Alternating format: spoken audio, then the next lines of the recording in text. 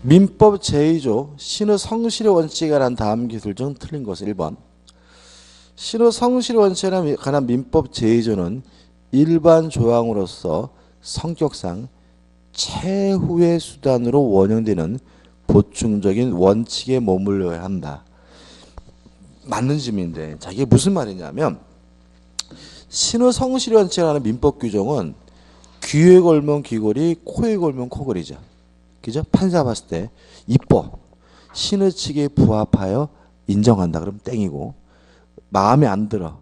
신의 측에 반하여 허용되지 않는다. 그러면 뭐예요? 땡이잖아요. 그러니까 다시 말하면 이거 귀에 걸면 귀걸이, 코에 걸면 코걸이에요. 그래서 어떻게 쓰는 거냐면 먼저 민법에 적용할 조항이 있으면 다른 조항을 어떻게 해요? 먼저 적용하고 마지막에 그래도 적용할 게 없을 때 그래도 쓸 조항이 없을 때 쓰이는 것이 뭐죠? 신의 성실의 원칙이기 때문에 1번은 뭐죠? 맞는 질문이죠.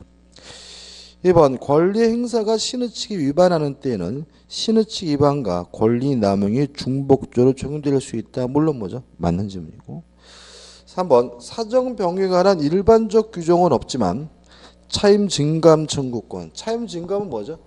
경제 사정 등의 변동으로 차임이 현실적이지 않을 때 증액 또는 감액을 청구하는 것이 차임 증감 청구권이니까 사정 변경과 관련되어 있습니다. 따라서 사임 후 증감 청구권 등과 같은 개별적 규정을 통하여 사정 변경 원칙을 인정하는 것이 민법의 태도이다. 맞는 질문이죠. 4번 권리 행사가 남용되는 경우에 그 권리 자체가 박탈된다. X. 권리 자체는 뭐죠? 박탈되지는 않죠. 물론 예외는 있지만 친권은 있지만 그래서 예를 들어서 이렇게 되는 거죠.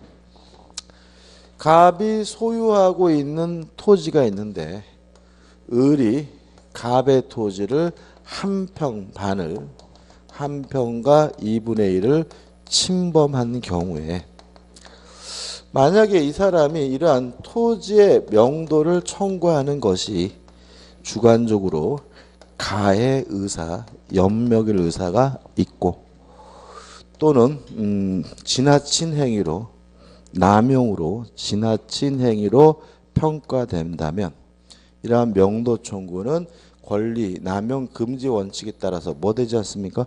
허용되지 않죠. 그렇지만 갑의 소유권 자체가 뭐 되진 않아요? 박탈되지는 않는다. 따라서 여전히 이 땅은 갑의 소유이므로 갑과 을은 결국은 임대차 계약을 하든지 아니면 지상권을 설정해 두든지 이런 걸 통해 가지고 사용권을 통해서 지료나 차임을 청구하는 것은 여전히 뭐죠? 가능한 거죠. 그렇죠? 그래서 권리 자체가 뭐 되는 건 아니에요? 박탈되는 것은 아니기 때문에 답은 뭐죠? 4번이죠. 5번 의무의 이행이 신의 측에 위반되는 때에는 의무를 이행하지 않는 것으로 했는데 맞죠? 그죠? 최근에도 있었죠. 그 월급을 외국인 근로자들이 달라고 하니까 100원짜리를 준 사건이 있었잖아요. 그죠? 그것도 월급을 100원짜리 준 것도 뭐예요? 의무의 이행이긴 하지만 뭐에 반합니까? 신의 측에 반한 거고요. 따라서 아직 의무를 이행하지 않은 것으로 될 수가 있습니다. 답은 4번입니다. 넘겨보시면 5번 사정 변경의 원칙에 반영된 규정은 3번이죠. 차임 증감 증거권. 6번입니다. 권리에 관한 설명 중 맞는 것은 1번 금전적 가치가 없는 것은 채권의 목적이 될 수 없다. X. 채권이란 일정한 행위를 특정인에게 요구할 수 있는 권리를 말하고요. 그 일정한 행위가 꼭 금전적 가치가 있어야 되는 것은 아닙니다. 2번 모든 권리는 침해되면 당연히 불법행위가 성립한다. 당연히는 아니죠. 뭐 고의 과실이나 위법부 같은 요건이 필요하고요.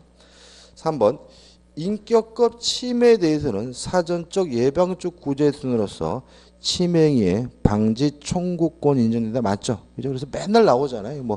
예를 들어서 제가 누가 제 나치 사진을 찍어가지고 이거를 막 배포한다 그런단 말이죠.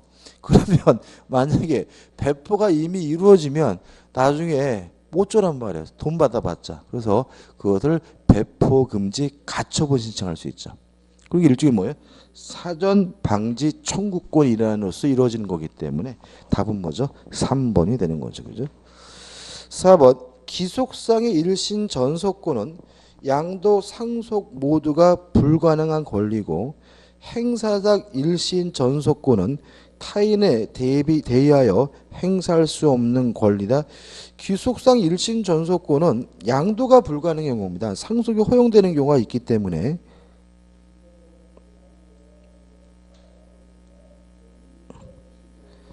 다시 한번 읽어볼게요. 4번 귀속상의 일신 전속권은 양도 상속 모두가 불가능한 권리고 맞네요.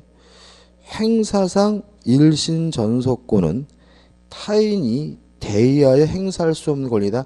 타인이 대의뿐만 아니라 대리도 못하는 권리가 행사상 일신 전속권이기 때문에 4번은 뭐죠?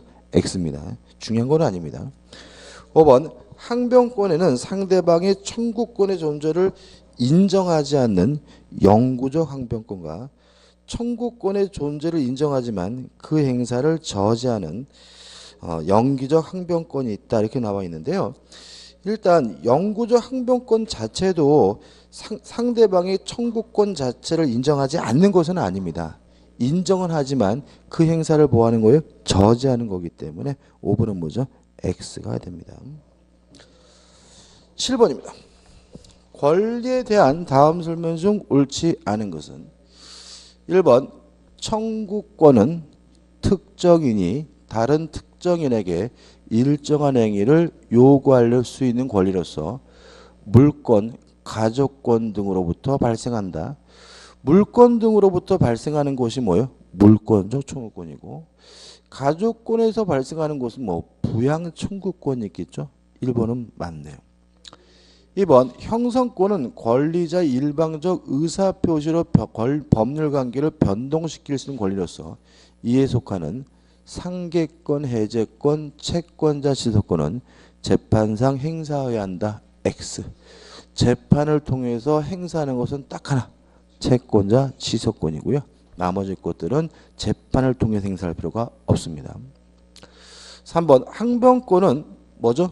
상변권은 권리 존재 자체는 인정하지만 그 행사를 막는 거죠. 따라서 상대방의 청구권 행사에 대하여 일시적 또는 영구적으로 작용을 저지할 수 있는 권리, 막을 수 있는 권리 맞는 지문이고요. 4번 제3자가 지배권을 침해한 때는 원칙적으로 불법행위가 성립하여 지배권자는 침해행위 배제를 청구할 수 있다. 물론 뭐죠? 맞겠죠. 5번 일신 전속권은 특정인에게만 귀속되어 있는 귀속상 일신 전속권과 권리자 자신이 행사에는 행사상 일신 전속권이 있다. 맞는 질문이고 답은 뭐죠? 2번이죠. 8번 옳은 것. 1번 상계권은 형성권입니다. 그죠? 2번 지상권자 지상물 매수 청구권도 뭐죠? 형성권. 3번 물권적 청구권은 청구권이죠. 반환 청구권, 방해 제거 청구권이고 4번 보증인의 최고 검색 항변권은 써있는 대로 뭐죠? 항변권이고 5번 계약 해제권은 승낙을 받지 않고 일방적으로 행사하는 형성권이기 때문에 5번은 뭐죠? 맞는 질문이죠. 넘기셔서 9번입니다. 권리에 관한 다음 기술 중 옳지 않은 것은 1번 보증인의 최고 검색 항변권은 연기적 항변권이고요. 2번 채권자 취소권은 형성권이지만 반드시 재판상 판결을 통해서 해야 되고요. 3번 청구권은 그 기초가 되는 권리와 분류하여 청구권만을 양도할 수 있다. X죠. 가장 대표적인 것이 물권과 물권적 청구권은 절대로 뭐 될 수 없어요? 분리될 수가 없죠. 답은 3번입니다.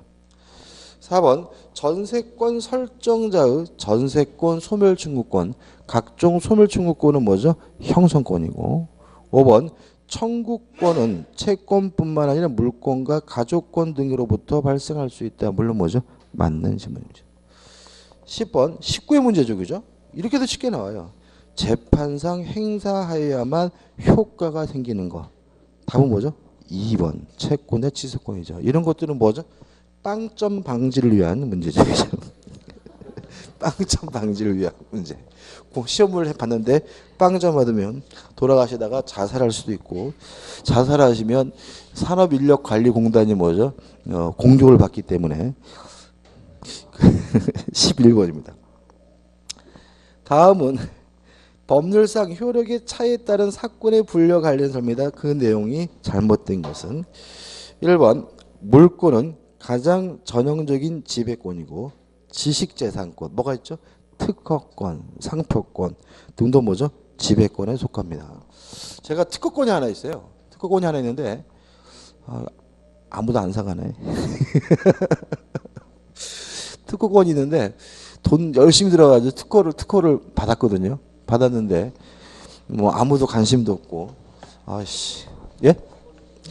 뭐냐면 제 특허는 그 믹서기 있잖아요. 믹서기 죽속에 이렇게 날이 있잖아요. 그죠? 이게 스테인리스죠. 그죠? 근데 요새 이제 티타늄이 나오죠. 이게 왜 그러냐면 티타늄이 어떤 특징이 있냐면 그 강하고 열이 발생하지 않아요. 근데 가장 큰 문제는 뭐냐면 이 회전체가 회전하면서 쇳가루가 나와요. 옛날에 우리 그 쇳가루 고춧가루 사건 아시죠? 그죠? 밀양에서 쇳가루가 나오고 그다음에 또 회전체가 회전하면 열이 발생해요. 열이 발생하기 때문에 그 영양소가 파괴도 돼요. 그래서 티타늄이 쇳가루도 안 날리고 뭐죠? 영양소도 파괴 안 해요. 열이 안 나서. 그래서 제가 세라믹으로 하면 되지 해가지고 그 회전체를 세라믹으로 한다는 특허를 제가 가지고 있어요. 그러니까 세라믹으로 하면 그 뭐죠? 열이 발생하지 않고 쇳가루도 안 날리잖아. 그래서 제가 특허를 그래서 이제 뭘 회전시켜서 뭘 가는데 그걸 뭐죠? 세라믹으로 쓰면 제 특허에 걸려요. 떼도 것 같아요. 근데 왜 안 하지? 그래서 제가 가끔 가다가 검색하거든요. 제 특허 누가 침해하나 해가지고. 침해 좀 했으면 좋겠는데. 그 왜 아이들은 뭐냐면 이발기계 있잖아요. 이발기계 날이 세라믹인 거 아시죠?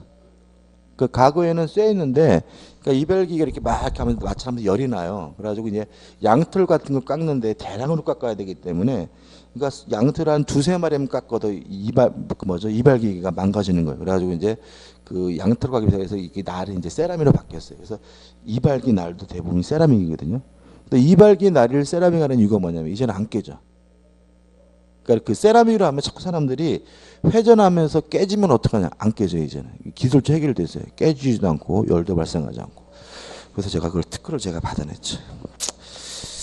근데 아무도 관심이 없어요. 그래서 제가 카이스트에도 좀 넣어보고 했는데 관심이 없더라고요, 자식들이.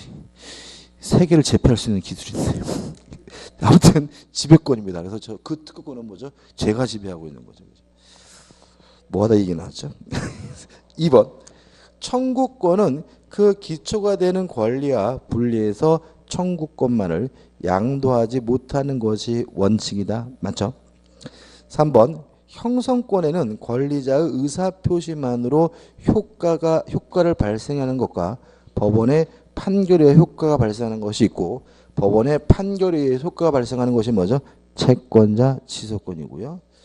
4번 취소권 상계권은 대표적인 뭐죠? 형성권이고 5번 지료 증감 청구권 형성권입니다. 지상물 소멸 청구권도 뭐죠? 지상권 소멸 청구권도 뭐죠? 형성권이죠. 따라서 청구권에 해당한다. X입니다. 부양 청구권은 물론 뭐죠? 청구권이 맞아요. 그렇지만 지료 증감 청구권이나 지상권 소멸 청구권은 뭐죠? 형성권이고 우측에 정리되어 있죠. 그죠? 정리되어 있지만 아까 제가 말씀드린 것처럼 간단하게 정리하시기 바라고요. 12번입니다. 권리의 충돌과 경합에 관한 다음 설명 중 옳지 않은 것은 1번 물권과 채권이 충돌하면 성립 순서와 상관없이 원칙적으로 물권은 채권보다 우선한다. 맞네요. 2번 물권과 물권의 충돌은 그 성립한 순위에 의하나 다시 말하면 물권끼리는 성립한 순서에 의해서 우연히 결정되지만 점유권과 본권은 언제나 병존한다. 맞나요? 제가 지금 이 안경을 쓰고 있으면 저는 이 안경에 대해서 점유권도 있고 무엇도요? 소유권도 있는 거죠. 2번은 맞네요. 3번 법률에 달리 정함이 없는 한 수개 채권은 그 발생 원인, 발생 시기, 채권에게 상관없이 순위에 우열이 없다. 맞고요. 이거 우리가 뭐죠? 채권자 평등의 원칙이라고 하죠. 따라서 채권자 평등의 원칙 때문에 먼저 돈을 빌려줬다 그래서 먼저 받는 것은 아니고요. 누가 제일 먼저 돈을 받는다고요? 승질 들어온 인간이. 그게 뭐죠? 선행주의라고 하고요. 만약에 채무자의 재산이 뭐가 되냐면요. 경매가 되면, 강제 집행이 되면 채권자는 뭐죠? 평등하기 때문에 어떻게 됩니까? 안분, 배분받게 되는 거죠.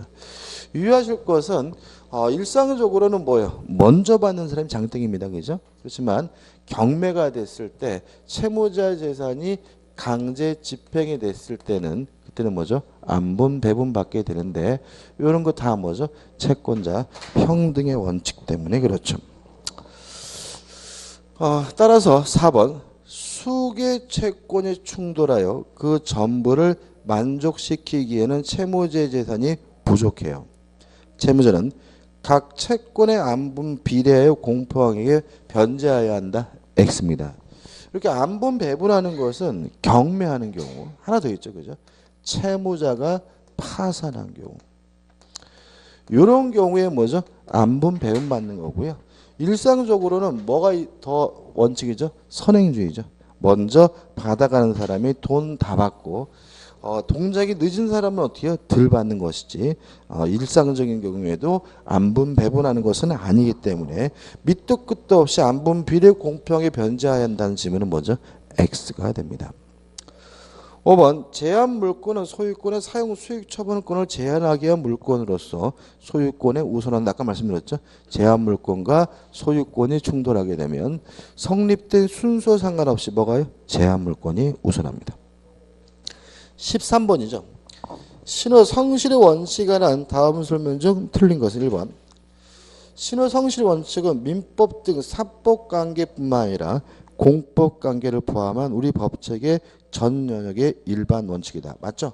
그래서 우리 민법은 사법이기 때문에 공법적 영역이 적용되지 않습니다. 그렇지만 공법적 영역까지 적용되는 대표적인 것이 뭐죠? 신의 성실의 원칙이죠. 2번 신의 성실의 원칙에 관한 민법 제2조는 강행 규정으로서 당사자의 합의로 그 정을 배제할 수 없고 당사자의 주장이 없더라도 법원 직권으로 판단하여 적용하여야 한다는 얘기는 너무나 당연한 내용이고요. 3번 신의 측은 법률의 해석하에 그 내용을 확정하고 권리의 발생 변경 소멸의 기능을 갖는다는 것은 법률의 해석 기준입니다. 법률 해석 기준 해가지고 1순위가 뭐죠? 목적 가지고 안 되면 사실인 관습, 안 되면 임의법규, 안 되면 뭐죠? 신의 성실 및 조류죠. 4번 신의 측은 사회 공동생활에 일원으로서 상대방이 신뢰에 어긋나지 않도록 성의를 가지고 행위를 할 것을 요구하는 것이다. 이건 개념이고요. 5번 제한 능력자 보호에 의하여 신의 측이 적용되지 않는다. 여기까지 맞죠? 그렇죠? 그래서 우리가 신의 성실의 원칙, 신의 측이 적용이 안 되는 경우가 두 가지죠. 첫째, 제한 능력자에게는 적용되지 않습니다. 따라서 제한 능력자는 자신이 스스로 한 행위를 나중에 뭐 할 수 있어요? 취소하는 것이 가능해요. 왜냐하면 신의 측에 적용되지 않는다. 금, 반원의 원칙이 제한 능력자에게 뭐 하잖아요? 적용되지 않고요. 그 다음 두 번째가 뭐죠? 강행법규 위반이죠. 강행법규 위반의 경우에도 신의 측에 적용되지 않습니다. 따라서 강행법규를 스스로 위반한 자가 나중에 무효라고 주장하는 것도 뭐죠? 가능하죠. 따라서 뒷부분 그러므로 미성년자가 신의 측에 위반하여 취소권을 행사하는 것은 허용되지 않는다. X고요. 허용이 됩니다. 답은 5번이죠. 14번입니다. 신의 성실의 원칙 및 그 파생 원칙에 적용한 판례 입장과 다른 것은 1번 근로자가 아무런 이의 없이 퇴직금을 수령하고 그죠? 별말 없이 퇴직금 받았어요. 그러놓고 난 나중에 퇴직이 무효다라고 주장하는 것은 반대되는 언행으로서 뭐 되지 않은 거죠?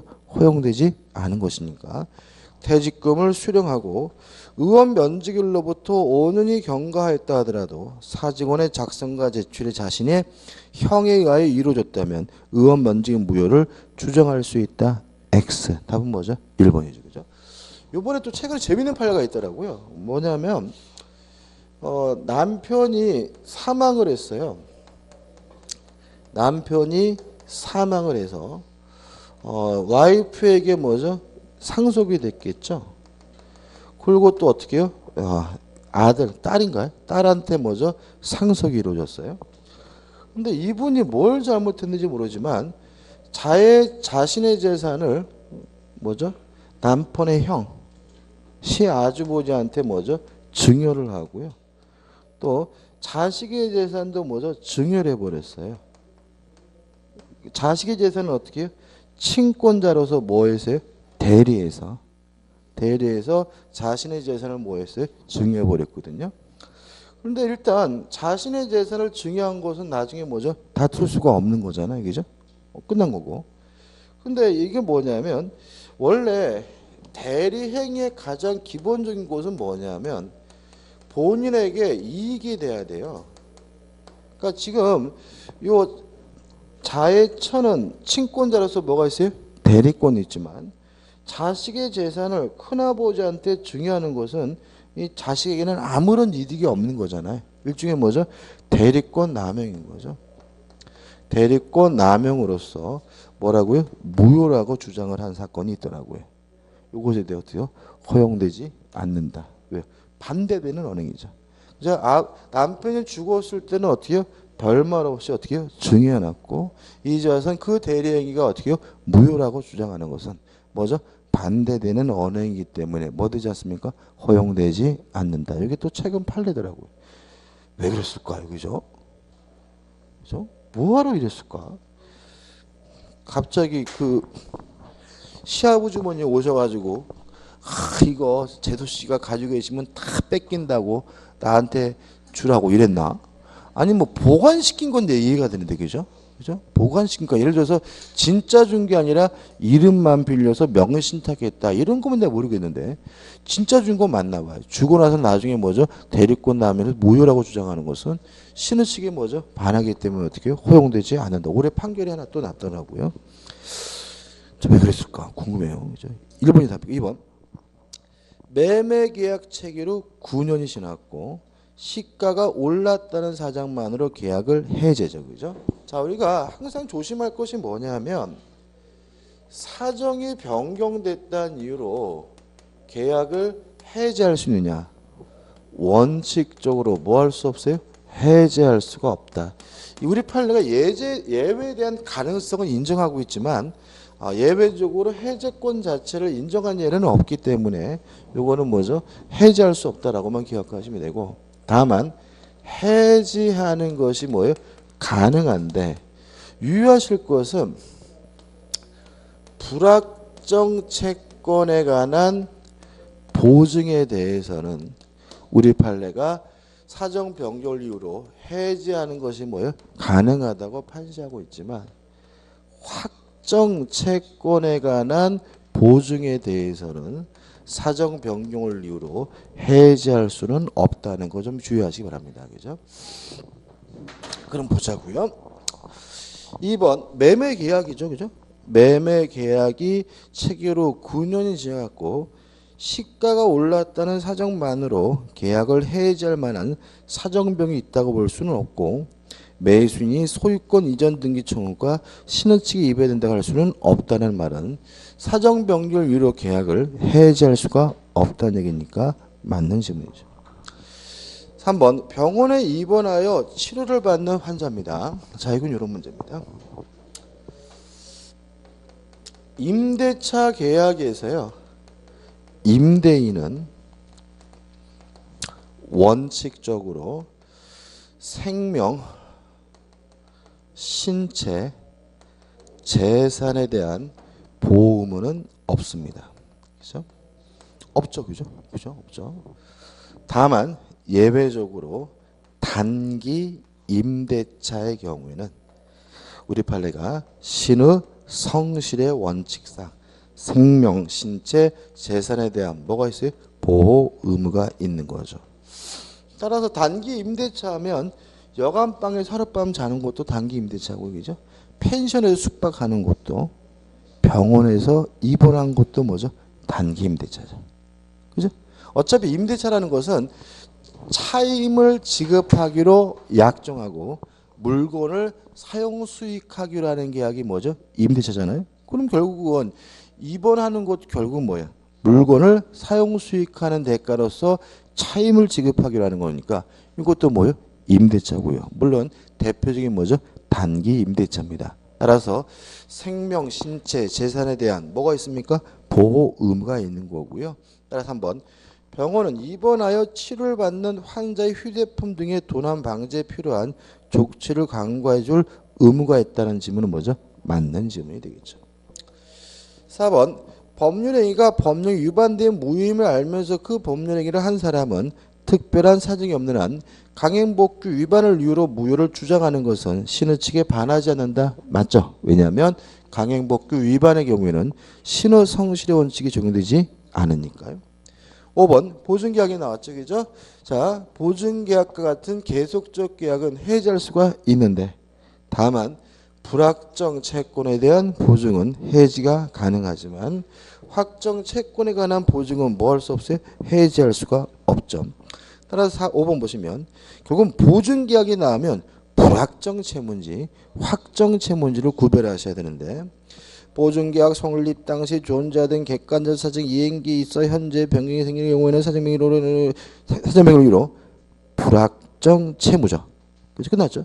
불확정 채무에 대한 계속적 보증이 해지할 수 있으므로 이사의 지위에서 회사와 제3자 사이의 계속적 거래로 인한 불확정 해지 채무에 대한 보증이 된 자가 그 후에 퇴사한 때에는 보증계약을 해지할 수 있다는 질문은 뭐죠? 맞는 질문이고 기억해 두셔야 돼요. 답은 뭐죠? 1번입니다. 15번입니다. 사정 변경의 원칙에 관한 설명으로 옳은 것은 1번 민법은 사정 변경 원칙에 관한 일반 규정이 없습니다. 따라서 1번은 뭐죠? X고요. 2번 사정 변경을 이루는 원칙적으로 계약을 뭐 할 수 없죠? 해제할 수는 없습니다. 따라서 2번도 뭐죠? X고요. 그 다음에 3번 사정 변경에 있어서 주관적 개인적 사정을 포함하면 안 되겠죠. 예를 들어 가지고 아파트 매매 계약을 했는데 개인적으로 지방으로 발령났다. 이런 거는 개인적 사정이지 계약에 뭐예요? 해제할 수는 없는 거죠. 4번 이사로 재직 중 채무액과 변제기가 뭐가 됐죠? 특정되어 있는 회사의 확정 채무죠. 다시 말하면 확정 채무에 대해서는 사정 변경을 이유로 계약을 뭐 할 수 없어요? 해지할 수 없으므로 사정 변경을 이유로 그 보증 계약을 해지할 수 있다. X가 되는 거죠. 5번 사정 변경을 이유로 계약을 뭐 할 수 없어요? 해지할 수 없습니다. 따라서 현저하게 변경된 사정의 계약 성립 당시 당사자가 예견할 수 있었던 것이라면 그 당사자는 계약을 해제할 수 없다는 질문은 뭐죠? 맞는 질문이 되겠죠. 16번입니다. 옳은 것을 찾습니다. 1번 상계권의 남용을 판단함에 있어서는 권리 남용이 요구되는 주관적 요건이 반드시 필요하다. 이 주관적 요건이 뭐냐면 가해 의사거든요. 근데 반드시는 아니에요. 그러니까 우리 판례가 일반적으로 원칙적으로 가해 의사를 요구하고 있지만 반드시는 아니고요. 2번은 당연히 뭐죠? X입니다. 넘기셔서 3번 강행복구 위반의 경우에는 신의성실의 원칙이 적용되지 않는다는 거 기억해 두시면 되고요. 4번 뭐 고용관계 뭐 이런 것도 실효 원칙이 당연히 뭐죠? 적용이 되겠죠. 5번 보시면 신의 측은 권리 내용을 구체적으로 형성하는 원칙일 뿐만 아니라 권리 행사를 제한하는 원칙이기도 하다. 맞죠? 답은 물론 뭐죠? 5번입니다. 17번입니다. 신의 측 등에 관한 설명으로 옳은 것은 1번 법적 자치 원칙상 계약 당사자는 신의 측의 적용을 배제할 수 있다. X. 2번 법률의 해석은 당사자의 진위를 탐구하는 것이므로 신의 측이 적용될 여지가 없다. X. 법률 해석의 기준으로 쓰이고요. 3번 이사의 지위에서 부득이 회사의 계속적 거래 관계로 인한 불확정 채무에 대한 보증이죠. 그럼 불확정 채무니까 뭐 할 수 있어요? 해지할 수 있기 때문에 사정 변경을 이유로 보증계약을 해지할 수 없다. X죠. 4번 아파트 분양자는 아파트 단지 인근의 쓰레기 매립장이죠. 자, 이건 뭐냐면 사기에 있어서 기망행위는 적극적 행위일 필요는 없고 뭐가 존재하면요? 고지 의무가 존재하면 침묵도 뭐가 돼요? 사기가 되죠. 물론 아파트 인근에 쓰레기 매립장이 건설될 예정이라는 사실은 신의 측상 반드시 뭐 해야 될 사항이에요? 고지해줄 사항이니까 쓰레기 매립장이 건설 예정인 사실을 분양자에게 고지할 신의 측상 의무를 부담한다는 질문은 맞는 질문이고요. 답은 뭐죠? 4번이 되는 거죠. 5번 제한 능력자에게는 신의 측이 적용되지 않습니다. 따라서 법정들의 동의 없이 신용구매 계약을 체결한 미성년자가 나중에 법정들이 동의 없음 이유로 취소하는 것 신의 측에 반한다는 질문도 뭐죠? X가 되는 거죠. 답은 뭐죠? 4번이네요. 18번입니다. 옳은 걸 찾네요. 1번 뭐 당연한 것이고 2번 소멸시효는 시간의 경과라는 객관적 사실만을 요건을 하므로 그 완성 효과를 주장하는 것은 신의 측에 반할 여지가 없다. X죠. 신의 측에 반할 수가 있어요. 그러니까 다시 말하면 최근에 또 어떤 판례가 있냐면 이런 판례가 있어요. 국가가 불법 행위를 저질렀어요. 불법 행위를 저질러 가지고 국민에게 무엇을 끼쳤냐면 손해를 끼쳤거든요.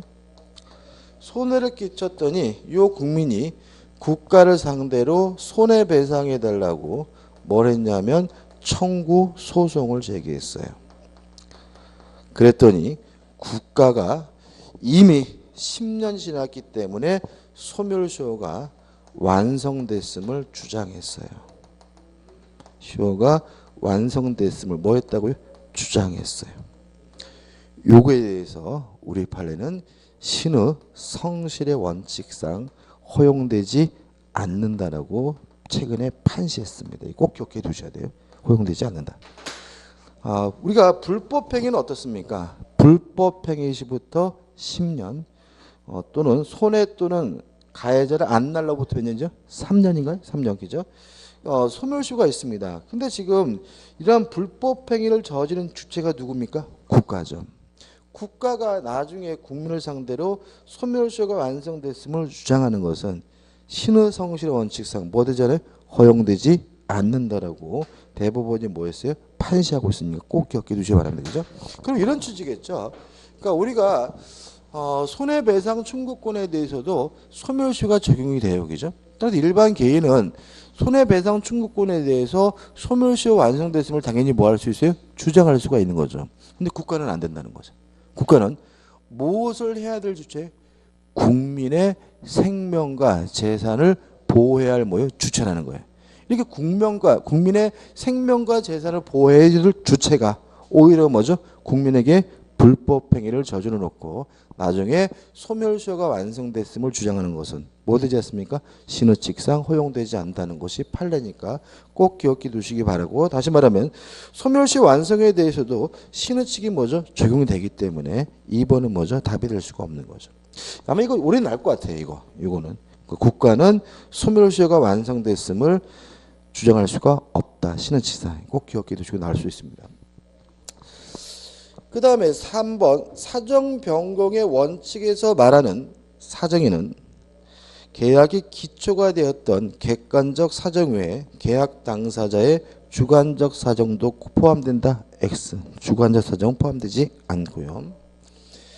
4번 상계권 행사가 권리 남용이 되기 위해서는 상계권자에게 아무런 이익이 없음에도 오직 상대방에 고통을 주고 손을 입히는 주관적 요건이 충족되어야 한다. 아까도 말씀드렸지만 상계권 행사에 대해서는 주관적 요건 요구하지 않습니다.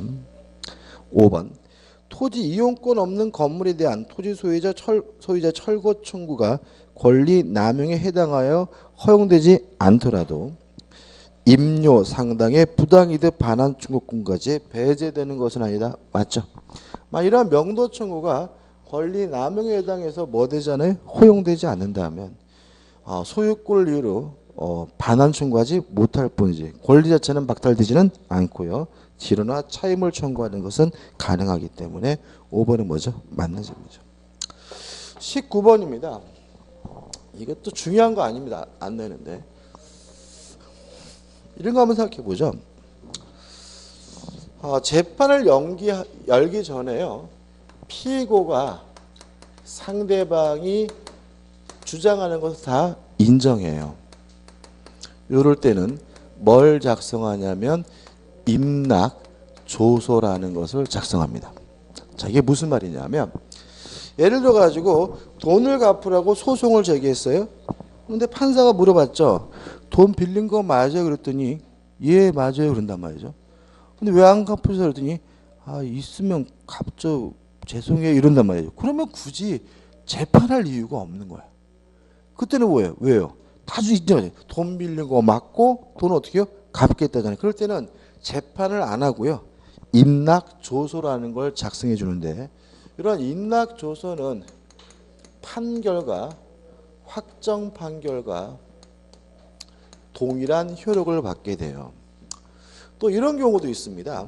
예를 들어 가지고 재판을 들어왔는데 한쪽에서는 빌려줬다 그러고 한쪽에서는 뭐죠? 안 빌렸다 그러고 빌려준 사람한테 차용증 받았어요 그랬더니 안 받았다 그러고 뭐 친구끼리 돈 빌리지 뭘 받아요 막 이런단 말이죠. 그러면 판사가 신이 아니다 하면은 빌렸는지 빌려주는지를 알 수가 없어요. 그죠? 그럴 때는 어떻게 하냐면 재판 안 하고요. 판사실로 데려가 가지고 합의하세요 라고 종용을 합니다. 그래가지고 판사 앞에서 둘이서 막 싸워.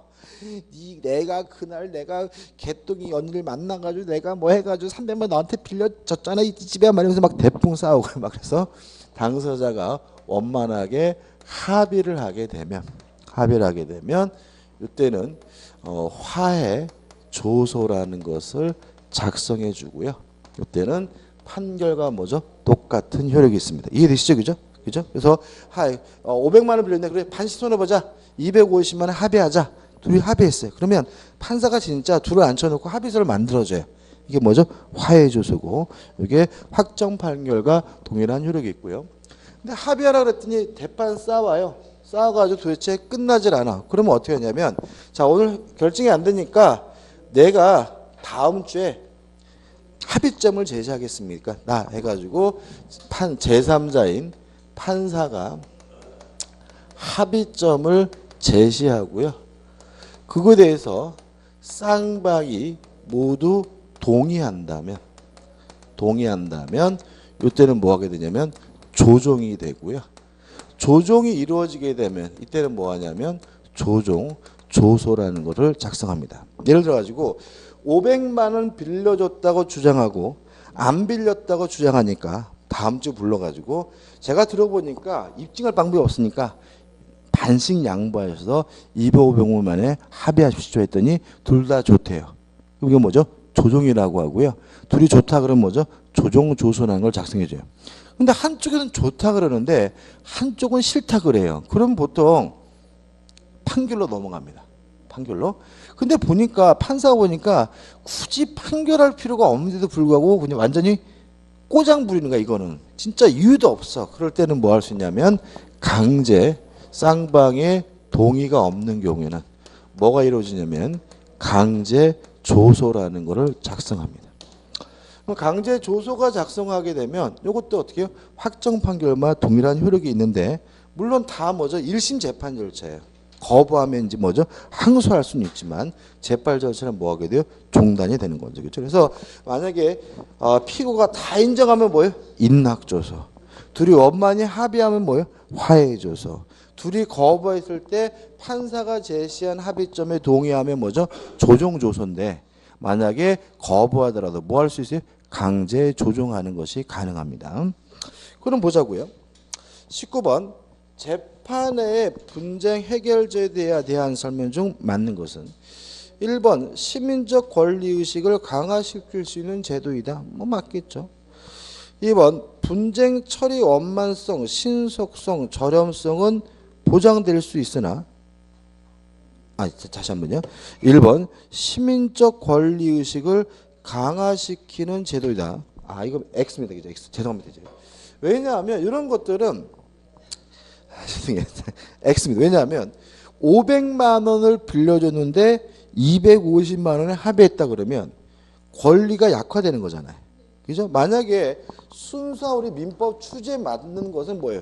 500만 원 빌려줬으면 어떻게 500만 원을 다 받아야 되는 거잖아요. 따라서 1번은 권리의식을 강화시킬 수 있는 제도라는 주제는 뭐죠? X가 되고요. 2번 분쟁 처리 원만성, 신속성, 저렴성은 보장될 수 있으나 법원의 원무 부담이 증가되는 단점이 있다. X입니다. 왜 판사가 자꾸 화해하라 그러고 자꾸 조정하라 그러는 거예요? 감소시키니까. 괜히 이거 막 재판하려면 막 증인 불러오고 막 해가지고 힘들잖아요. 그죠? 따라서 업무 부담이 감소되는 장점이 있고요. 3번 화해조소는 확정 판결과 동일한 효력이 있으며 이를 집행권으로 하는 강제 집행도 가능하다. 맞습니다. 인락조소든 화해조소든 조성조소든 다 무엇일까요? 확정 판결과 동일한 효력이 있기 때문에 답은 뭐죠? 3번이 되고요. 4번 현행 민사조정법은 조정의 자율성을 보장하기 위하여 강제조정을 인정하지 않는다. X. 강제조정을 인정하고 있고요. 5번 소송물 가액을 불문하고 모든 민사사건은 소액 심판의 대상이 될 수 있다. X입니다. 해설에 나와 있는 것처럼 소송물 가액이 2천만 원을 넘게 되면 뭐죠? 일반 민사소송으로 갑니다. 20번부터는 이제 권리 능력이니까 좀 쉬었다가 보도록 하죠. 그죠?